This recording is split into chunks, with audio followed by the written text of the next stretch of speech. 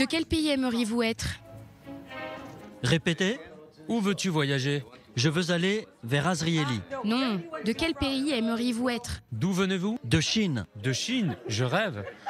Derrière ce petit jeu de rôle se cache une nouvelle formation en vue de l'Eurovision. Cette fois, ce sont les chauffeurs de taxi qui sont concernés. Autant dire que leur réputation n'est pas au plus haut niveau en termes de sympathie. Je m'appelle Oded. Et moi, Que faites-vous après avoir dit votre nom? Enchanté ou ravi de vous connaître. Un moyen qui semble somme toute efficace pour améliorer le service et qui sait, les pourboires.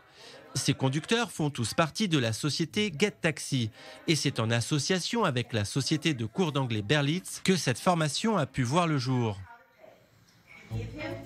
How much money will it cost? How much Combien dois-je vous payer? 30 € avec le supplément valise compris. N'oubliez pas le pourboire. Is this real?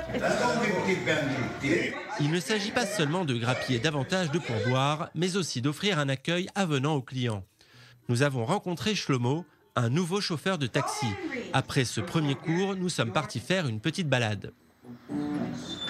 Mon anglais n'est pas très bon, je connais quelques bases, mais quand j'ai un client qui entre dans la voiture et qui veut parler avec moi, je lui réponds « I'm not speak English ».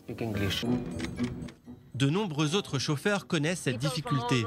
Cette double lacune linguistique et culturelle ne donne pas une bonne image du pays. Selon un sondage récent du ministère du Tourisme, les chauffeurs de taxi n'obtiennent que 3 sur une échelle de notation allant jusque 5. Et les plaintes concernent le manque de sympathie et un service réduit au strict minimum, sans compter ceux qui exagèrent sur les tarifs. J'ai pris un client l'autre jour pour 10 €. Il m'a dit que le taxi précédent lui en avait demandé 25. Il peut dire que nous aussi, quand on va en Europe, on se fait bien avoir. J'étais en Slovaquie et j'ai payé 50 € pour un trajet de 3 minutes.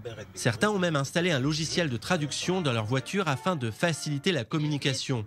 Mais au-delà de la langue, la plupart comprennent ici qu'il s'agit avant tout de se montrer agréable et surtout de bien se conduire.